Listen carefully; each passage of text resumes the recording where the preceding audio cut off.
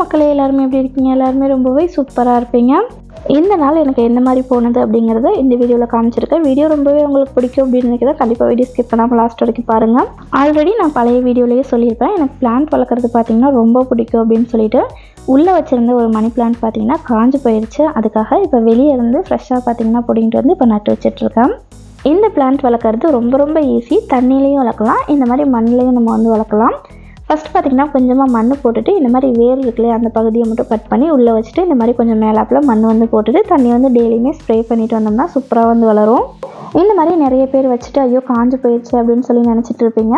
கொஞ்சம் நம்ம ஆழமாக தோண்டி வைக்கும்போது இந்த வேர் வந்து மண்ணில் சேர்ந்து நல்லா வந்து நிறைய வேர் விட்டுட்டு இலை வந்து நிறையாவே விட்டு வரும். சும்மா பேருக்கு லைட்டாக வந்து குழி தோண்டிட்டு நம்ம வைக்கும்போது அது சீக்கிரமே பார்த்திங்கன்னா அழுகி போய் இல்லை காஞ்சு போயிடும். தண்ணி வந்து இதில் நின்றுட்டே இருந்துச்சுன்னா வேர் வந்து அழுகிரும். மெயினாக இதோட இலையில தூசி வந்து படியாமல் பார்த்துக்கணும். அந்த மாதிரி படிஞ்சிருந்தாலும் இதோட வளர்ச்சி வந்து கொஞ்சம் கம்மியாகவே இருக்கும். பிளான்ட் வந்து வெளியே வச்சுட்டு அதுக்கப்புறம் அப்படி காலையில் டீ போடுறதுக்கு கிச்சனுக்குள்ளே வந்துட்டு டீ போட்டுகிட்டே எண்ணெயெல்லாம் ஃபில் பண்ணி வச்சுட்டு அதுக்கப்புறம் காலையிலுக்கு சமைக்கிறதுக்கு தேவையான வெங்காயம் இதெல்லாம் வந்து கட் பண்ணி வச்சுட்டு இருந்தேன். வீட்டில் கெஸ்ட்லாம் இருக்கும்போது எனக்கு எப்பயுமே மைண்டில் ஓடிட்டே இருக்கிறது பார்த்திங்கன்னா அடுத்த வேலை என்ன சமைக்கலாம், அடுத்து என்ன சாப்பாடு செஞ்சு கொடுக்கலாம் அப்படி தான் ஓடிட்டே இருக்கும். இன்றைக்கி வந்து காலையில் சம்பா ரவை பிரியாணியும் அதுக்கப்புறம் பாஸ்தாவும் செஞ்சுக்கலாம் அப்படின்னு சொல்லிட்டு அது ரெண்டுமே பார்த்திங்கன்னா இப்போ வந்து ரெடி பண்ணிகிட்டு இருந்தோம். சாப்பாடு எல்லாமே செஞ்சு வச்சுட்டு யாராச்சும் நல்லா இருக்குது அப்படின்னு சொல்லுவாங்களா அப்படின்னு சொல்லிட்டு நான் ரொம்ப வந்து சாப்பிடும்போது எதிர்பார்த்துட்டே இருப்பேன். ஸோ அந்த மாதிரியே பார்த்திங்கன்னா நல்லா இருக்கா அப்படின்னு சொல்லி கேட்டுட்டு இருப்பேன். எங்கள் அம்மா பார்த்திங்கன்னா நல்லா இருந்தால் சொல்லுவாங்களே, நீ எதுக்கு சும்மா போய் நல்லா இருக்கான்னு கேட்டுட்ருக்கா, அதெல்லாம் அவங்களா சொல்லணும் அப்படின்னு சொல்லி ரொம்ப வந்து சொல்லிகிட்டே இருப்பாங்க. என்னோடய ஹஸ்பண்ட்கிட்டையுமே நான் இதை தான் சொல்லுவேன், எங்க நல்லா இருக்குது அப்படின்னா நல்லா இருக்குன்னு ஒரு வார்த்தை சொல்லலாம்ல அப்படின்னு சொல்லுவேன். ஆனால் அவங்க பார்த்திங்கன்னா நான் எது செஞ்சு கொடுத்தாலும் எது நல்லா இருக்குன்னு சொல்ல மாட்டாங்க, நல்லா இல்லைன்னு சொல்ல மாட்டாங்க. சாப்பிட்டு பார்த்திங்கன்னா அவங்க வாட்டுக்கு போயிடுவாங்க. நான் அடிக்கடி சொல்லுவேன், இந்த மாதிரி இருக்காதிங்க, நல்லா இருக்குது அப்படின்னு சொன்னால் நல்லா இருக்குன்னு சொல்லுங்கள், நல்லா இல்லாட்டி ஓப்பனாகவே சொல்லுங்கள், நெக்ஸ்ட் டைம் பார்த்திங்கன்னா நான் வந்து திருத்திட்டு நல்லா செஞ்சு கொடுப்பேன்ல அப்படின்னு நிறைய டைம் வந்து சொல்லிகிட்டே இருப்பேன். இவ்வளோ நேரம் நல்லா தான் பேசிகிட்டு இருந்தேன். இந்த ஹஸ்பண்ட் பற்றி பேசும்போது மட்டும் ஏன் தான் இந்த வாய் வந்து இந்த மாதிரி வளருது அப்படின்னே தெரியல. இந்த பாஸ்தாவுக்கு முட்டையெல்லாம் ரொம்ப வந்து சேர்க்காம ஒரே ஒரு முட்டை மட்டும் சேர்த்து பார்த்திங்கன்னா பாஸ்தா வந்து சூப்பராக வந்து ரெடி பண்ணியாச்சு. என் ஹஸ்பண்ட் கிட்ட காலையில் எழுந்திரிச்சோன்னா இன்றைக்கி வந்து என்ன சாப்பாடு செய்யட்டும் அப்படின்னு சொல்லி கேட்டோம்னா உனக்கு பிடிச்சது ஏதாச்சும் ஒன்று செய்யுமா அப்படின்னு சொல்லிட்டு போயிடுவாங்க.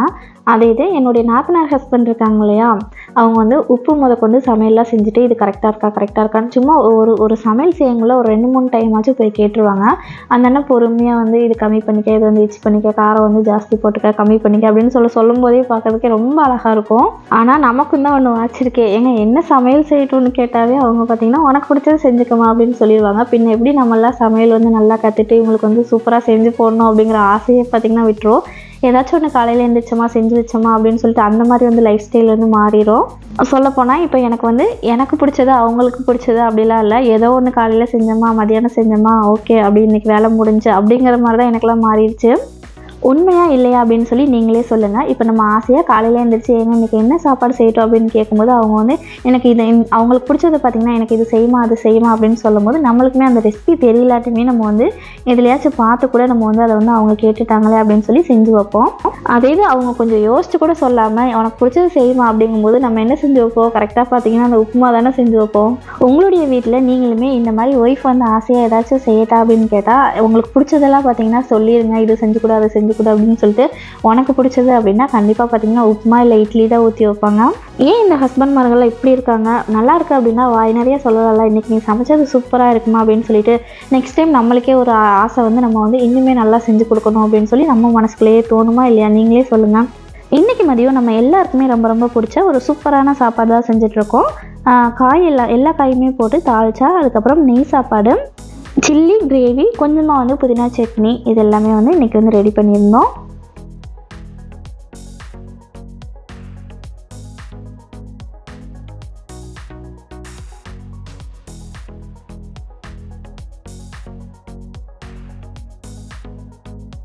பார்க்குறதுக்கு ரொம்ப ரொம்ப சின்ன உருவங்க, ஆனால் அவங்களுடைய நினப்பெல்லாம் பார்த்திங்கன்னா ரொம்ப பணக்கார வீட்டிலேருந்து வந்திருப்பாங்க போல். எங்கள் வீட்டுக்குள்ளே வந்ததும் வந்தாங்க, எங்களுக்கு பெரிய பெரிய செலவெல்லாம் வச்சு விட்டு போயிட்டாங்க. பார்க்குறதுக்கு இவ்வளோ சின்னதாக இருக்கே, இதெல்லாம் போய் இந்த வேலையெல்லாம் பார்க்குமா அப்படின்னு சொல்லி நானே பார்த்திங்கன்னா ஆச்சரியப்பட்டு போயிட்டேன். ஒன்றும் இல்லைங்க, நான் வந்து வெயில் வந்து ஜாஸ்தியாக இருக்கு இல்லையா, அதனால் வந்து ஜன்னல்லாம் வந்து க்ளோஸ் பண்ணாமல் அப்படியே வந்து நைட்லாம் படுக்க ஆரம்பிச்சிடுது. கொஞ்சம் வந்து வெளிக்காற்று வந்து உள்ளே வரட்டும் அப்படின்னு சொல்லி நம்ம காற்று வரட்டும் அப்படின்னு சொல்லி ஜன்னலை வந்து க்ளோஸ் பண்ணாமல் வச்சது இந்த எலிக்கு பார்த்திங்கன்னா நல்லா வந்து வசதியாக போயிடுச்சு. நைட்டோட நைட்டாக பார்த்திங்கன்னா உள்ளேலாம் வந்து ஃபஸ்ட் பார்த்திங்கன்னா சோஃபா, அதுக்கப்புறம் ஃப்ரிட்ஜு, வாஷிங் மிஷின், ஏசி இந்த மாதிரி எல்லாத்தையுமே பார்த்திங்கன்னா கடிச்சு வந்து வச்சுட்டு போயிடுச்சேன். இந்த வீக் இல்லாட்டி நெக்ஸ்ட் வீக்கில் ஆள் கூப்பிட்டு வந்து ரெடி பண்ணணும் அப்படின்னு நினச்சிட்டு இருந்தோம். அண்ணா வந்தது ரொம்ப ரொம்ப நல்லதாக போயிடுச்சு. அப்படியே கையோட பார்த்திங்கன்னா எல்லாமே வந்து ரெடி பண்ணி விட்டுட்டாங்க. சந்தோஷமா இருக்குல்ல? ஆமா. இல்ல சமையல் வேலையை செஞ்சாங்கன்னா சமையல் உட்கார வச்சு இவங்க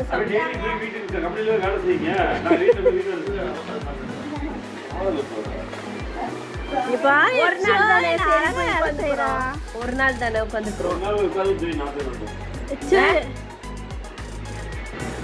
என் ஃபேமிலியே சேர்ந்து வேலை செய்யுது.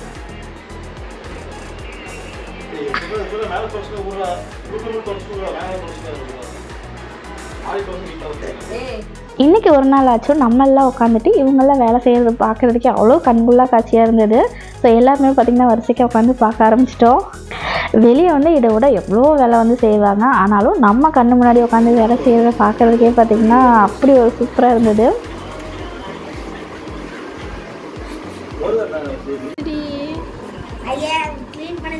வீட்டில் ஒரு சில ஒர்க் எல்லாமே பார்த்து முடிச்சதுக்கப்புறம் அப்போ வந்து க்ளீனிங் வேலையுமே ஸ்டார்ட் பண்ணிட்டேன். ஸோ கிச்சன் வீடு எல்லாமே பார்த்திங்கன்னா சூப்பராக வந்து நீட் பண்ணி வச்சுட்டு அதுக்கப்புறம் அம்மாவுமே ஒரு ஃபங்க்ஷன் ஒன்று இருக்குது அப்படின்னு சொல்லியிருந்தாங்க. அதுக்குமே பார்த்திங்கன்னா அம்மா பசங்க எல்லாமே ரெடி ஆகிட்டாங்க. பாப்பா கூட நான் வந்து வரல அப்படின்னு சொல்லிட்டு முகம் வந்து ரொம்ப வாடி போய் தான் வந்து கிளம்பி போயிட்டு இருந்தான். வீடியோட லாஸ்ட் பண்ணாச்சு. வீடியோ பிடிச்சிருந்தா மறக்காமல் லைக் பண்ணி சப்ஸ்கிரைப் பண்ணிக்கோங்க. நெக்ஸ்ட் ஒரு சூப்பரான இன்ட்ரெஸ்டிங்கான வீடியோவில் பார்க்கலாம்.